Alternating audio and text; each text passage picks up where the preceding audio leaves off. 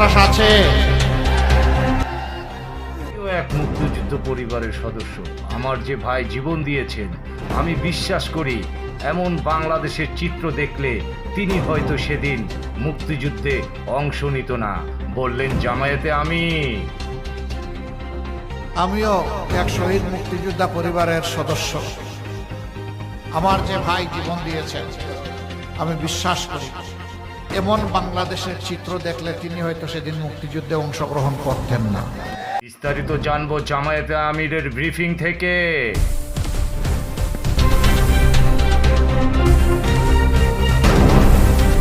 এই বাংলাদেশ সবাইকে চেয়েছে। আমি বিশ্বাস করি এখানে রণাঙ্গনের মুক্তিযোদ্ধাও আছেন, অথবা তাদের সন্তানেরা আছেন। আমিও এক শহীদ মুক্তিযোদ্ধা পরিবারের সদস্য। আমার যে ভাই জীবন দিয়েছেন, আমি বিশ্বাস করি এমন বাংলাদেশের চিত্র দেখলে তিনি হয়তো সেদিন মুক্তিযুদ্ধে অংশগ্রহণ করতেন না।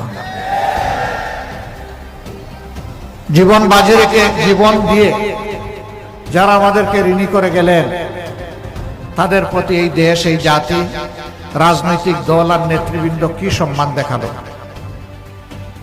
তাদের তো স্বপ্ন ছিল একটি ন্যায় সাম্যের বাংলাদেশ তারা কায়েম করবে।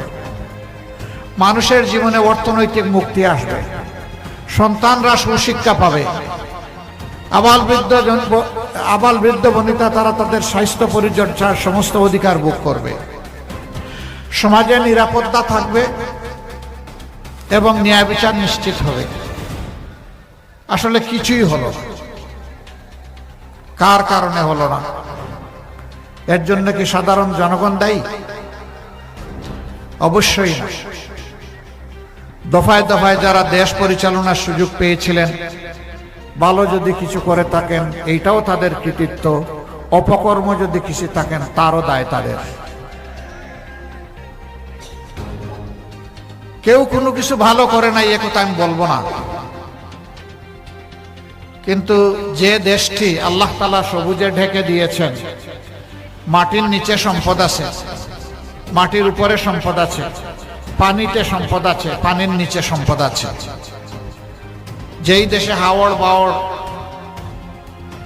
বনজ কৃষিজ সম্পদ আছে, যে দেশের মানুষ পরিশ্রম, যেই দেশের মানুষের হাতের ছোঁয়ায় দুনিয়ার বিভিন্ন দেশের কপাল কিসমত বদলে যায়, এই দেশের মানুষের কপাল বদলায় না কেন? এই না বদলানোর মূল কারণ হলো অসৎ নেতৃত্ব।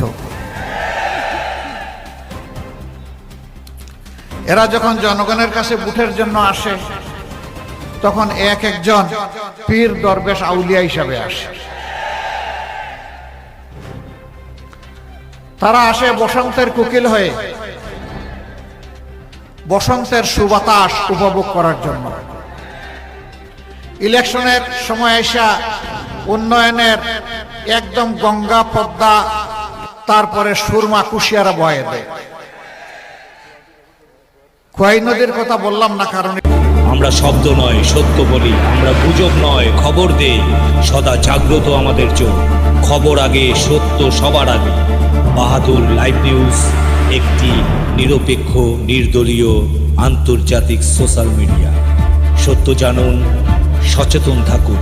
আল্লাহ হাফেজ।